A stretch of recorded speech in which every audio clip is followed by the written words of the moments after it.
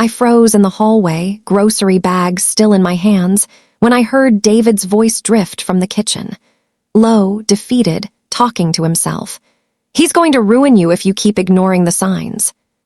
My chest tightened. I knew exactly who he meant. Our 16-year-old son, Gabriel. I dropped the bags and stormed into the room. "How dare you say that about our child?"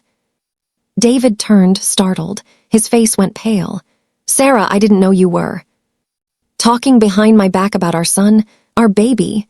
My voice cracked with a fury I didn't know I had. "He's going through a rough patch. What kind of father gives up on his own kid?" David stood slowly, hurt flooding his eyes like I'd physically struck him. "I'm not giving up. I'm trying to protect you from what's coming. I see things you refuse to." "Protect me," I laughed, bitter and sharp. "From my own child, from the boy I carried for 9 months, raised, loved." He grabbed his jacket from the chair back, his hands trembling. He looked older suddenly, worn down. "You'll see, Sarah. God help me, you'll see what I see." The door closed quietly behind him. That soft click hurt worse than if he'd slammed it hard enough to crack the frame. I stood there shaking, convinced I'd done the right thing. Gabriel needed someone in his corner. David just didn't understand teenage boys. My phone buzzed in my pocket. A notification from First National Bank. Withdrawal ATM, $600. My hands went ice cold. I didn't take out any cash today. I found Gabriel in his room, headphones clamped over his ears, sprawled across his unmade bed scrolling through his phone. Clothes covered every surface. The room smelled like teenage boy and something else I couldn't identify. "Gabriel, honey, did you take money from my account today?" He pulled one earbud out slowly, his face a perfect mask of confusion. "What? No, why would I?" $600 was withdrawn from an ATM this afternoon. I didn't take it out. His eyes widened, looking genuinely shocked. "Mom, I swear on everything I didn't touch your money. Maybe someone cloned your card. It happens all the time. There was this whole thing on the news about." That made perfect sense. Card skimming, identity theft, it was everywhere these days. Relief washed through me, warm and reassuring. "You're absolutely sure?" "Mom, I promise." He sat up, looking worried now, concerned for me. "You should call the bank right away. Cancel the card before they take more." I kissed his forehead. "You're right, thank you, baby." When David came home that evening, I told him about the fraudulent charge while making dinner. He just stared at me from across the kitchen island, his expression unreadable. "And you believe Gabriel?" "Why wouldn't I? He's my son, our son." "Sarah," he started, then stopped, rubbing his temples. The phone rang, cutting through the tension. Unknown number.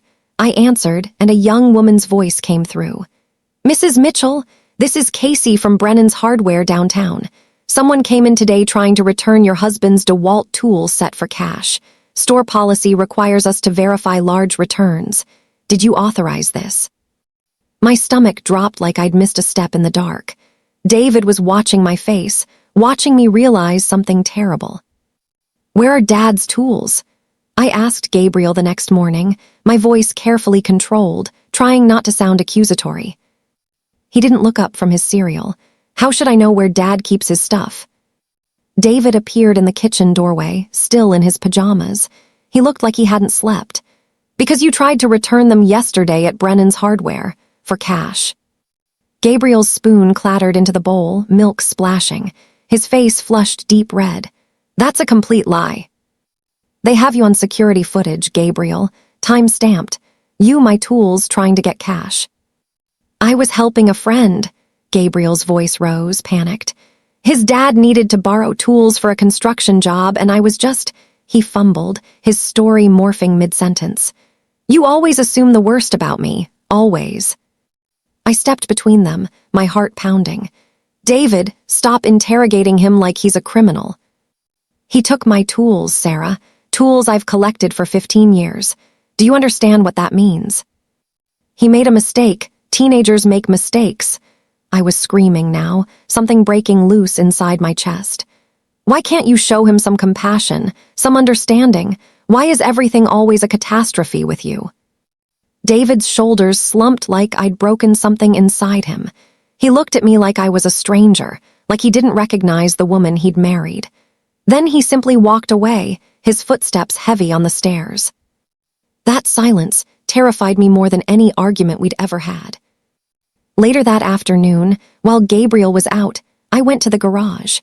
My hands shook as I opened David's tool chest, the red Craftsman box he was so proud of.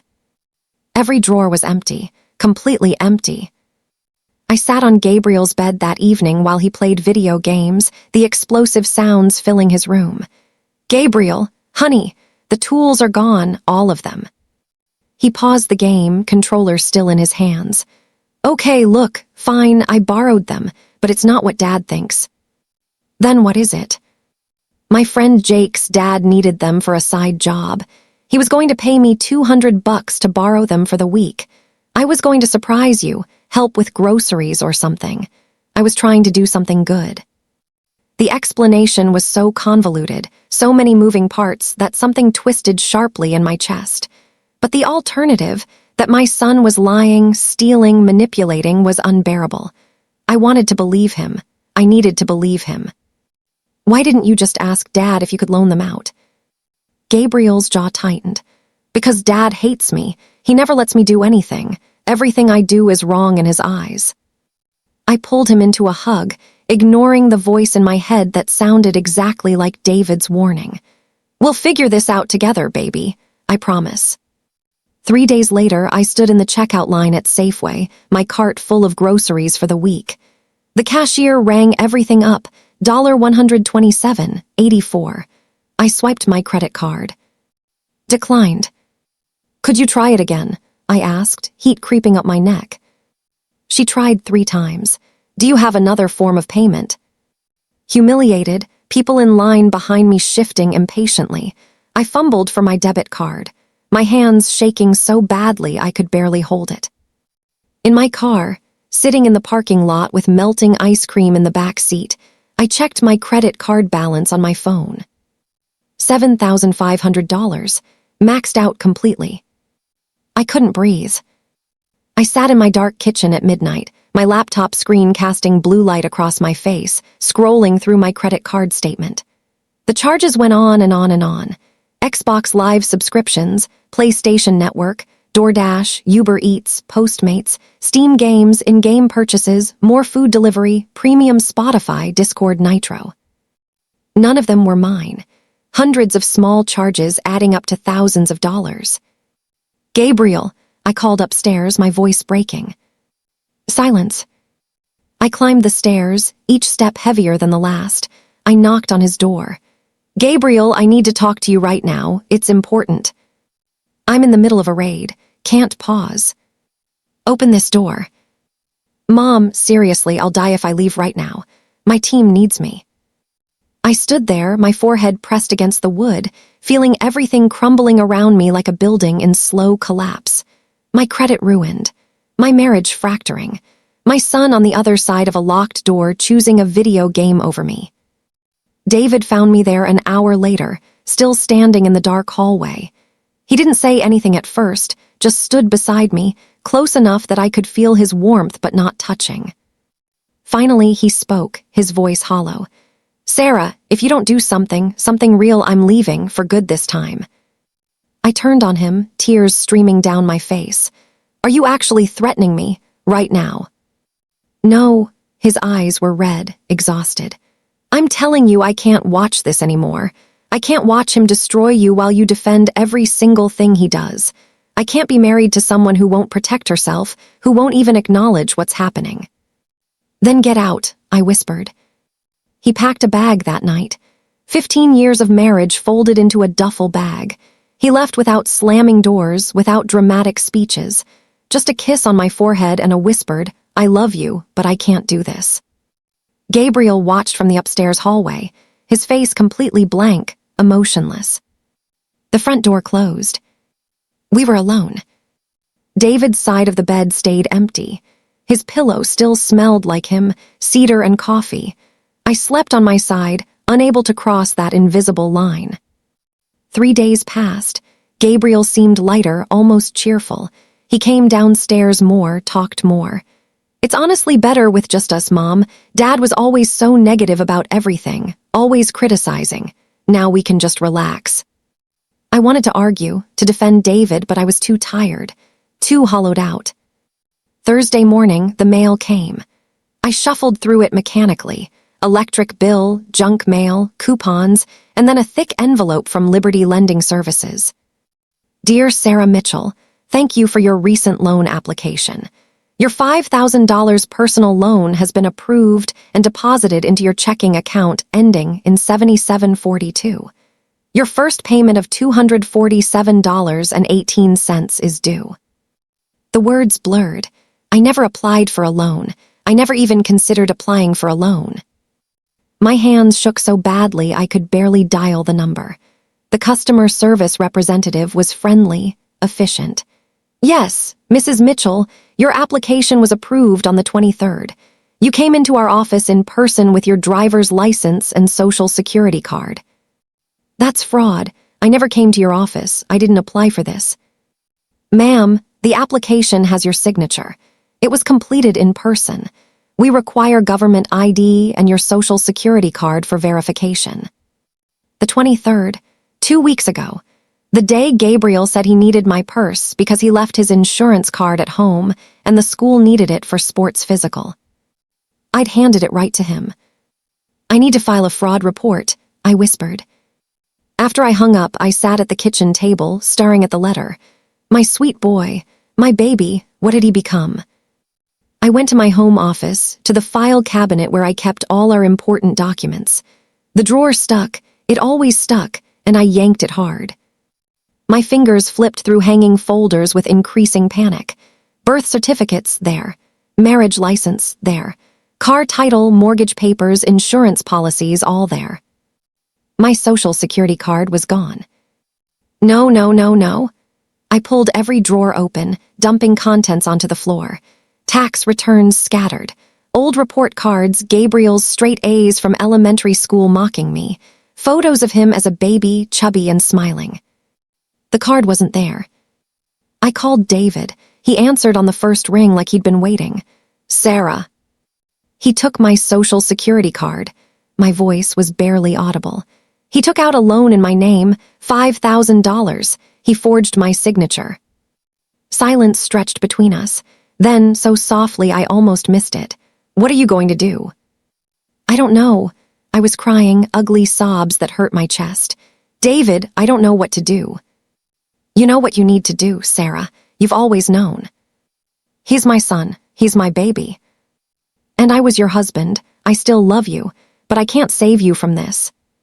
The line went dead. I sat on the floor, surrounded by scattered papers, the documentation of our life, finally understanding what I'd sacrificed by refusing to see the truth. When Gabriel came home, I was waiting. Did you take out a loan in my name? I asked before he even got his shoes off. His backpack hit the floor. What are you talking about? Liberty Lending. $5,000. My social security card is missing. So you automatically assume I stole it. That's insane, Mom. Gabriel, please, just tell me the truth. The truth, his face twisted into something I'd never seen before, something ugly. The truth is you owe me. After everything I've been through, Dad leaving, you always working overtime, never having anything nice, wearing thrift store clothes while other kids have everything, you owe me. Gabriel, you committed fraud. You stole my identity. Because you never give me anything. He was screaming now, his voice cracking. Other kids get cars, new phones, college funds. What do I have? Nothing, you're just selfish. You have a home, food, a mother who loves you. That's not enough. He grabbed his backpack. Everyone else's parents actually help them, but not you. You're too busy feeling sorry for yourself about Dad. Where are you going? Somewhere I'm actually wanted. He shoved past me, his shoulder hitting mine hard enough that I stumbled into the wall. The front door slammed. The house shook. I slid down the wall to sit on the floor, finally understanding what David had tried to tell me for months. I hadn't been helping Gabriel. I'd been enabling him to destroy us both. I'd chosen denial over reality, comfort over truth. And now I was alone with the wreckage. David came back 2 days later, but only to pack the rest of his things. He moved through our bedroom like a ghost, carefully folding clothes, collecting the little things that make a life: his charging cables, his favorite coffee mug, the book on his nightstand. "David, please." "I'm not here to fight, Sarah." His voice was so gentle it hurt worse than yelling. "I'm just getting my things." I watched him box up 15 years of marriage, our wedding photo, him so young, me laughing, vacation pictures, the coffee maker I'd bought him for our anniversary. "I'm sorry, I'm so sorry." He paused, holding a framed photo of the three of us from Gabriel's 8th birthday. Gabriel was missing his 2 front teeth, grinning. We looked happy. We'd been happy once. "Sarah, I know you love him. I love him too." He set the photo down, leaving it behind. "But you're trying to save someone who doesn't want to be saved, and I can't drown with both of you. I just can't." What am I supposed to do? Stop enabling him. Stop making excuses. Stop choosing him over reality, over consequences, over your own well-being. He touched my cheek gently. "When you're ready to face the truth, really face it, call me. I'll be waiting." After he left, the house echoed. Every room too big, too empty, too full of ghosts. My phone rang. Gabriel's school. "Mrs. Mitchell, this is Principal Hendricks. We need to discuss Gabriel's attendance. He's been marked absent for the last 2 weeks. We've sent emails and left messages." 2 weeks? Well, I thought he was in school. Where was he? I stood at the threshold of Gabriel's room the next morning. I'd always respected his privacy, his space, his right to have something that was just his. Now I realized privacy and enabling were very different things. The room was chaos.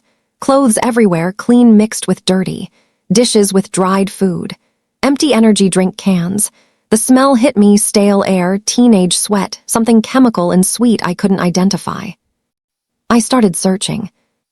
In his closet, pushed behind old shoes, pawn slips, my laptop that I thought I'd misplaced, David's watch, my mother's silver serving set that I'd inherited. In his desk drawer, vaping cartridges, small plastic baggies with white residue, a wad of cash, maybe $300, wrapped in rubber bands. Under his mattress, a spiral notebook. I opened it with shaking hands. Pages and pages of passwords, account numbers, security question answers. Mine, David's, my parents', email passwords, bank pins. The answers were all there: my mother's maiden name, my first pet's name, the street I grew up on. He'd been planning this for months, maybe longer. My legs gave out. I sat on his unmade bed, the notebook open in my lap, seeing the careful manipulation, the premeditation, the calculated betrayal of the people who loved him most. Then I found the last pawn slip, dated 3 days ago. Item: yellow gold band engraved 14K. Description: wedding ring. My wedding ring, the one I'd taken off to do dishes and left by the kitchen sink. He'd pawned my marriage. The pawn shop was downtown, wedged between a check cashing place and a tattoo parlor. The clerk behind the bulletproof glass was maybe 20, bored. "Yeah, I remember him," he said when I showed him Gabriel's photo on my phone. Skinny kid, dark hair, seemed real nervous, kept looking at the door like someone was following him. "I need to buy back my wedding ring." He typed on his computer, the keys clicking. "Sorry, ma'am, that piece sold yesterday. Woman came in, paid cash, walked out with it." "Do you have her information? Any way to contact?" "Can't give out customer information. Privacy policy." I walked out into the parking lot. The sun was too bright, the sky too blue, the world continuing like nothing had ended. Inside me, something had broken cleanly, finally, irrevocably. That ring represented promises, hope, a future I'd destroyed by choosing denial over truth, enabling over parenting, comfort over reality. I sat in my car and cried until my ribs hurt, until my throat was raw, until I had nothing left. My phone buzzed, a text from David. "I'm worried about you. Please wake up before he destroys you completely." But I was already destroyed. The question was whether I could rebuild from the ashes. That evening, more bills flooded my mailbox. Utilities 3 months overdue, final notice. Phone service suspended. Car insurance lapsed. Every automatic payment I'd set up had bounced because Gabriel had drained my accounts.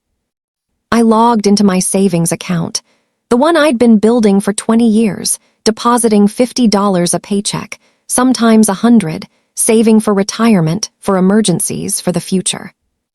Balance, $47.12. 20 years of saving, gone.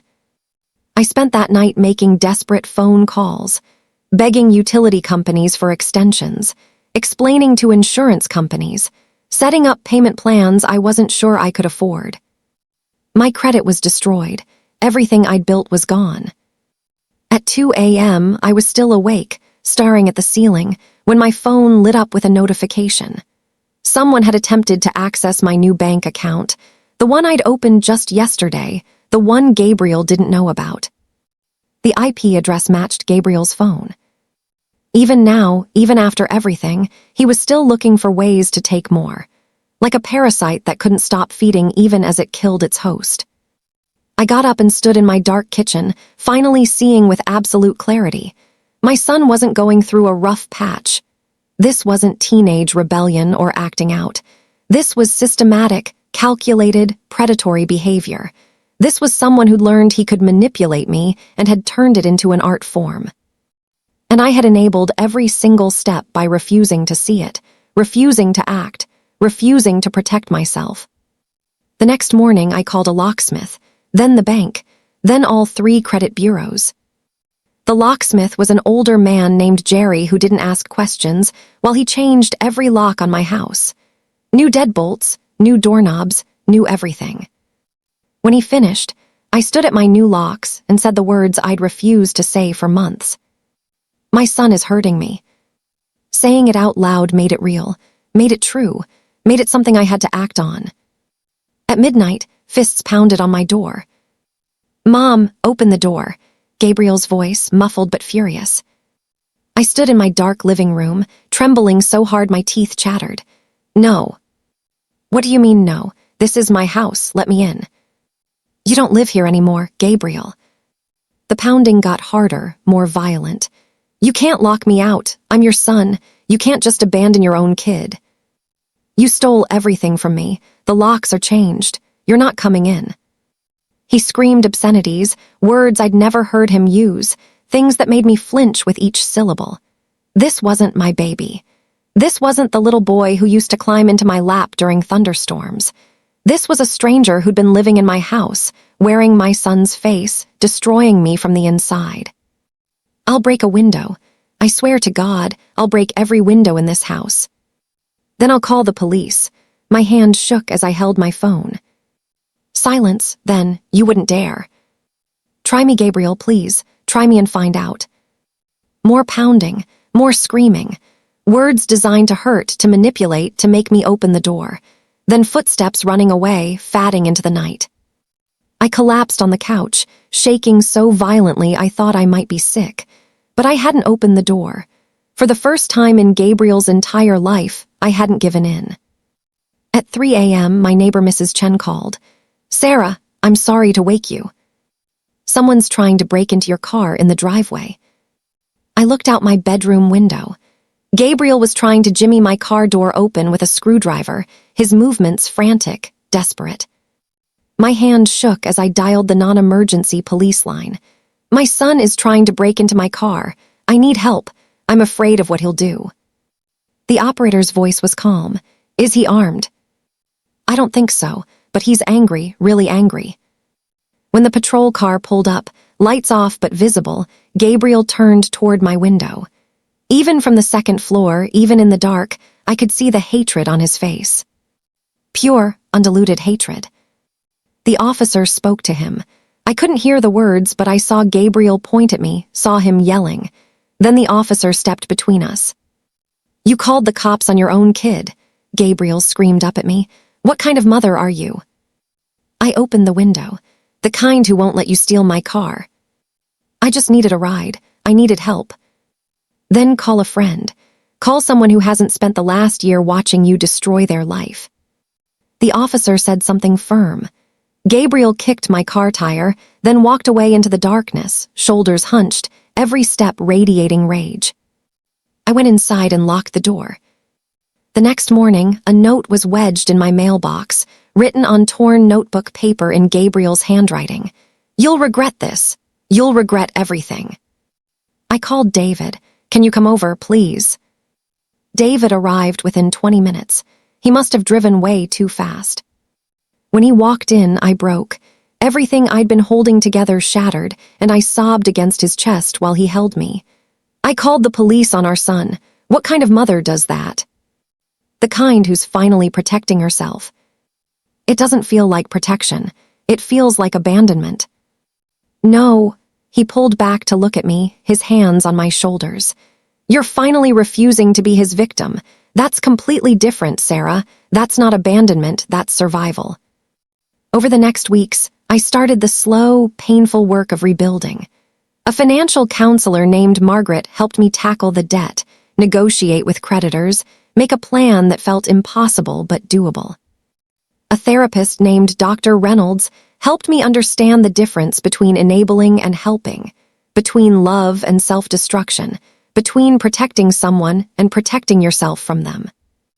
I filed police reports for identity theft, disputed fraudulent charges. Slowly, painfully, began the years-long process of repairing my credit. David came over most evenings. We didn't talk about getting back together. We just existed in the same space, relearning each other. One night after we'd made dinner together, he asked quietly, "Do you want to try again? Us, I mean." I don't know if I deserve another chance. That's not what I asked. I looked at this man I'd pushed away, this man who'd tried to save me from myself. "Yes, but I need to finish fixing myself first. I need to be whole before I can be part of a we." He smiled sadly. "I can wait. I've waited this long." 2 months later, we were having coffee when he asked the question I'd been dreading. "Is Gabriel still part of your life?" "No," the word felt like swallowing glass. "He's not." David nodded slowly, carefully. "What if he comes back? What if he shows up asking for help?" "Then we'll deal with it together. But I'm not choosing him over reality anymore. I'm not choosing him over you, over myself, over sanity." We started dating again, awkward first dates after 15 years of marriage. Movies, dinners, holding hands like teenagers. It felt strange and wonderful, like meeting someone familiar for the first time, like coming home to a house that had been renovated. Then, 3 months after I'd changed the locks, Gabriel called. The number was unknown, but I knew before I answered. "Gabriel." "Mom," his voice was different, small, thin, young. "Mom, I need money, just like $200. I'll pay you back, I swear, I just need." The old me would have sent it immediately, would have been transferring money before he finished asking. The new me, the one forged in the fire of loss and betrayal, said, "No." Silence, deep, shocked silence. Then, "What did you say?" I said no, "I'm not giving you money." "But I need it, I need." "You need to figure it out yourself, Gabriel. I love you. I will always love you. But I'm done being your ATM. I'm done enabling your choices." "You're a terrible mother," his voice cracked. "The worst mother in the world." The words stung, drew blood, but they didn't shatter me. "Maybe, but I'm learning to be a better person. I'm learning to love you without destroying myself." He hung up, no goodbye, just dead air. David squeezed my hand. "I'm so proud of you." I cried, but this time they were tears of grief mixed with relief. Weeks crawled by. Spring became summer, radio silence from Gabriel. Then my cousin Rachel called. "Sarah, I saw Gabriel at the bus station downtown. He looks really rough. Thin, dirty clothes. He tried to hit me up for money, said you kicked him out and wouldn't help him." I set boundaries. That's not the same as abandoning him. "He's family, Sarah." And he stole my identity, drained my accounts, pawned my wedding ring. Family doesn't mean I have to destroy myself to save him. After we hung up, I cried, not from regret, but from grief. Grief for the son I'd wanted Gabriel to be versus who he actually was. Grief for the mother I'd thought I was versus the enabler I'd become. David and I went to couples counseling. We talked about what went wrong, how my denial had damaged our marriage worse than Gabriel's theft ever could, how we could rebuild trust brick by careful brick. I kept thinking if I loved Gabriel enough, he'd magically change. I admitted in one session, tissue crumpled in my fist. Like love was some kind of cure-all. "And what do you think now?" Dr. Reynolds asked. I think I confused love with enabling. I think I was so afraid of losing him that I lost everything else instead. Unconditional love means you love him regardless of his choices, the therapist said gently. It doesn't mean you have to accept those choices. It doesn't mean you let him hurt you. That night there was pounding on my door again. Angry, demanding, entitled. Gabriel's voice. "Mom, I know you're in there. I need to talk to you." I spoke through the locked door, my voice surprisingly steady. "What do you want, Gabriel?" "I need a place to stay, just for a few nights. And maybe some money. You're my mother, you have to help me." "No, I don't have to do anything." "Are you serious right now?" His voice rose, cracking with disbelief. "After everything I've been through, after Dad abandoned us." "Dad didn't abandon us. Dad left because I chose enabling you over our marriage. That was my choice, and it was wrong." "So what? You're just going to let me be homeless?" "Gabriel, you made choices. You stole. You lied. You manipulated. You committed fraud. Those choices have consequences." I'm 16 years old. My heart ached, physically hurt. "You were smart enough to forge loan documents. You were clever enough to steal my identity. You're smart enough to figure out your next steps. Where am I supposed to go?" "That's for you to solve. I love you. I will always love you. But I'm done being your victim." Silence, long, heavy silence. Then cold and clear as winter. "Fine, I don't need you. I don't need anyone." His footsteps faded away. I slid down the door and sat on the floor, crying. David was there within minutes. I'd called him before Gabriel arrived. He held me while I sobbed. That was the hardest thing I've ever done in my life. "I know. It doesn't feel like love." "The hardest love," he said softly, "is letting someone face their own consequences, letting them fall so they can learn to get back up." Summer turned to fall. Leaves changed, fell, were raked away. My Aunt Linda called with periodic updates, each one breaking my heart a little more. Gabriel was couch surfing, wearing out his welcome everywhere he went. Broke, angry, burning bridges with everyone who tried to help. Each update hurt, but it also brought a strange, guilty relief. I wasn't responsible for fixing him anymore. I couldn't fix him. Only he could do that. Then one October morning, my phone rang. Unknown number. "Mom," Gabriel's voice was different, broken, small, the voice of the little boy who used to cry during thunderstorms. "Mom, I really messed up." I gripped the phone so hard my knuckles went white. "What happened?" "Everything." He was crying now, really crying. "Everything's falling apart. I've got nowhere to go, no one wants to help me anymore, everyone's done with me, and I..." He choked on a sob. "I don't know what to do, I need help. Real help, not money, help." This time, something was different. No manipulation in his voice. No demands, no entitlement.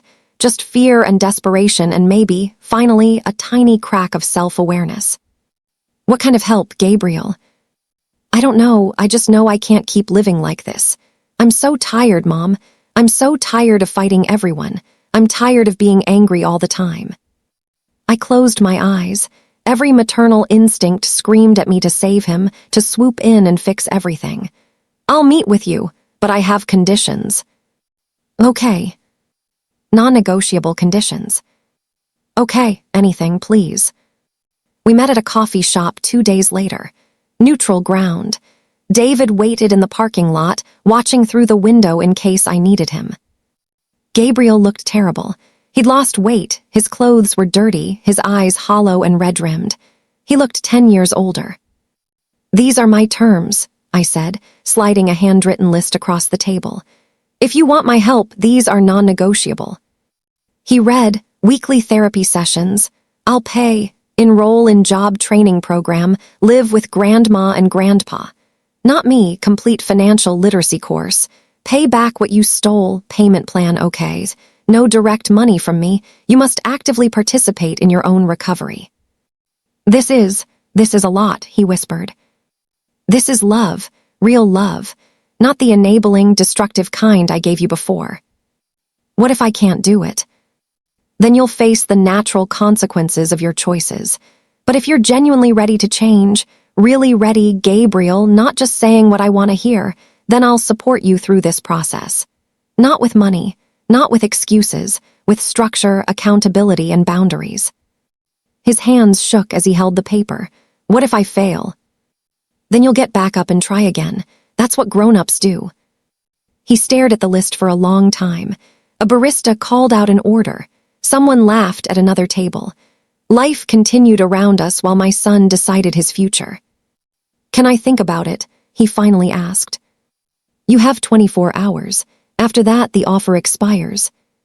That's not a lot of time. I know. I stood to leave. But I'm done waiting, Gabriel. I've been waiting for you to change for 2 years. Now you need to decide if you're ready to do the work. David was leaning against my car when I walked out. How'd it go? I don't know, we'll see. The next day, at 23 hours and 47 minutes, my phone rang. Okay, Gabriel said. I'll do it, all of it. The first month was brutal. Gabriel fought every boundary, tested every limit like a scientist probing for weaknesses. But I held firm. So did my parents. Grandma and grandpa enforced curfews, chores, consequences. No negotiation. The therapist called it natural accountability, letting reality be the teacher instead of shielding him from it. Gabriel got a job bagging groceries at Safeway. He hated it, complained constantly. This is humiliating. People from school see me.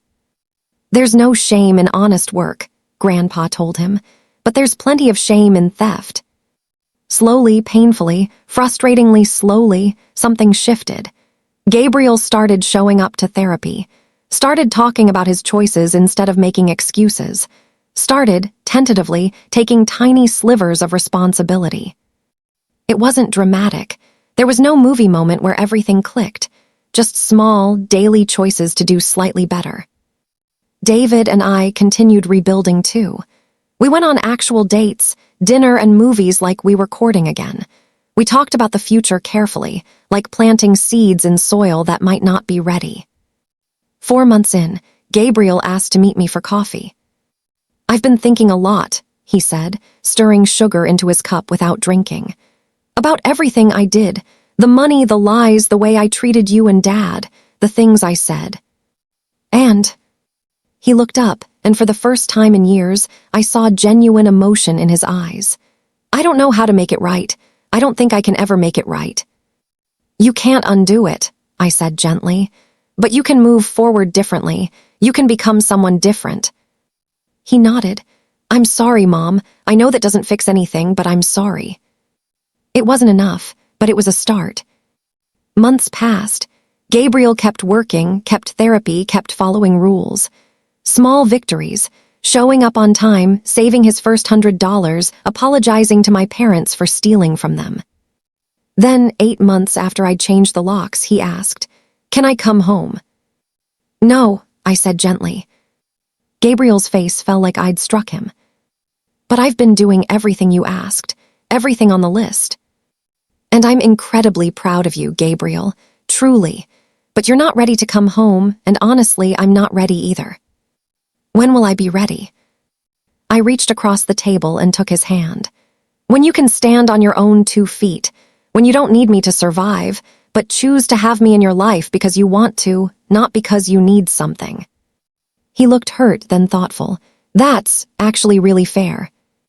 David, sitting beside me, added quietly, You're doing amazing work, Gabriel, really.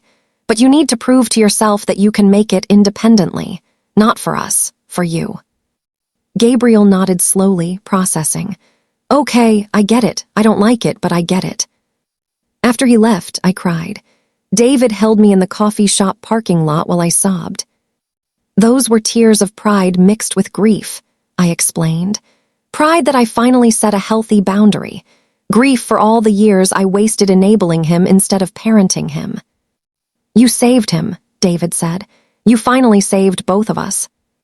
6 months later, a full year after I'd changed those locks, Gabriel moved into a small studio apartment with a roommate. It was tiny, kind of dingy, but it was his, paid for with his own paychecks. He'd been promoted to shift supervisor.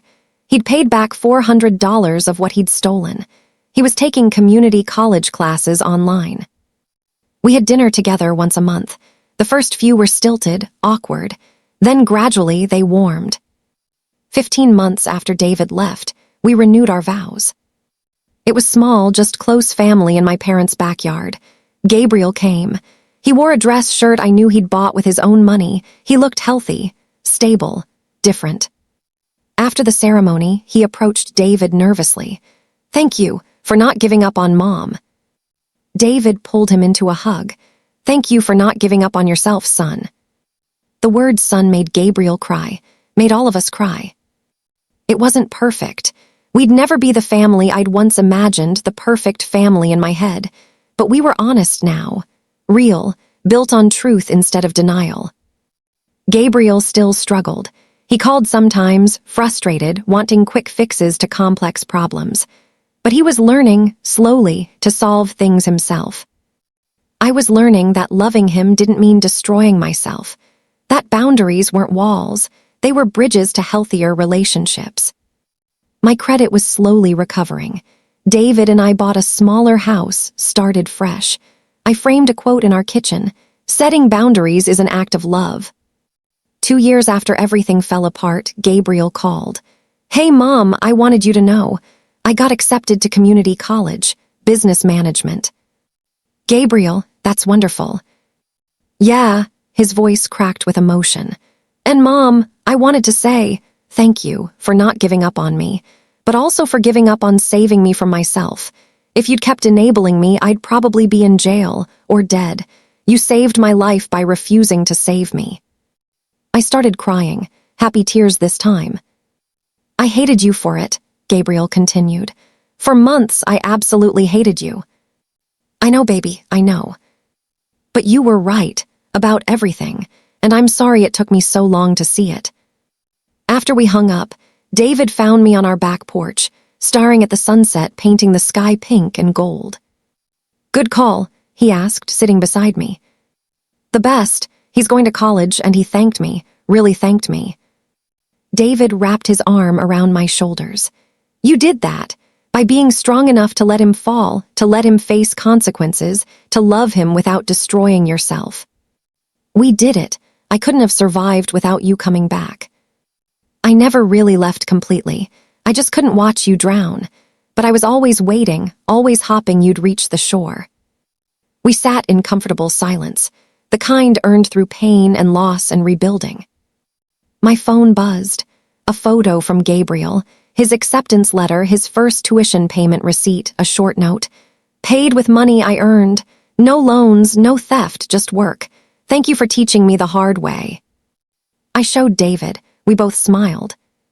The family I had wasn't the one I dreamed of when Gabriel was born, when I held that perfect baby and imagined a perfect future. But it was real, built on truth instead of denial, on boundaries instead of enabling, on love that included consequences. And that made all the difference. 3 years after I'd changed those locks, Gabriel graduated with his associate degree. I sat in the university auditorium beside David, wearing the dress he'd bought me for the occasion, watching our son walk across that stage. He'd done it himself. No handouts, no shortcuts, no stolen money, just hard work and consequences and growth and determination. The Gabriel who received that diploma was a different person than the angry 16-year-old who'd screamed at me through a locked door. After the ceremony, Gabriel introduced us to his girlfriend Emma, a nursing student with kind eyes and a firm handshake. Mom, Dad, this is Emma. Hearing Gabriel call David Dad again, voluntarily, naturally, broke something open in my chest. We went to dinner at a nice restaurant. Gabriel insisted on paying for his own meal and Emma's. "I've been saving," he said with visible pride. He'd grown up, not because I'd shielded him from the world, but because I'd finally let the world teach him what I couldn't. Later at home, I found an envelope on our kitchen counter. Inside, $200 in cash and a handwritten note on lined paper. "Mom and Dad, I know I can never fully repay what I took, not just the money, but your trust, your peace of mind, your marriage, years of your lives. But I'm trying. This is another payment toward the debt. More importantly, I'm trying every day to be someone you can be proud of. Not because you demand it, but because you deserve it. You deserved better than the son I was. I'm working on becoming the son I should have been. I love you both. I'm sorry for everything. And thank you for loving me enough to let me fail, to let me face consequences, to refuse to save me from myself." That was the hardest love, but it was the truest love. "Gabriel," I showed David through tear-blurred eyes. He wrapped his arms around me from behind, resting his chin on my shoulder as we read it together. "We made it," I whispered. "You made it," he corrected gently. "You were strong enough when it mattered most. You saved all three of us." I thought about the woman I'd been, desperate to be loved, terrified of loss, enabling destruction in the name of love, choosing denial over reality because reality was too painful. Then I thought about who I'd become, someone who understood that real love sometimes means saying no. That boundaries aren't rejection, they're protection. That sometimes the most loving thing you can do is refuse to participate in someone's self-destruction. Gabriel would never be perfect. Our relationship would always carry scars.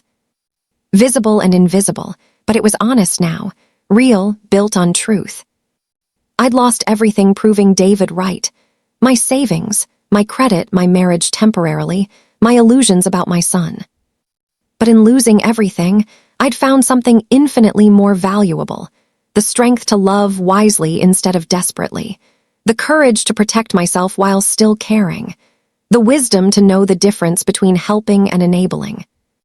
And that made every painful moment worth it. Outside our kitchen window, the sun finished setting. David and I stood together in our small house, holding each other, holding Gabriel's note,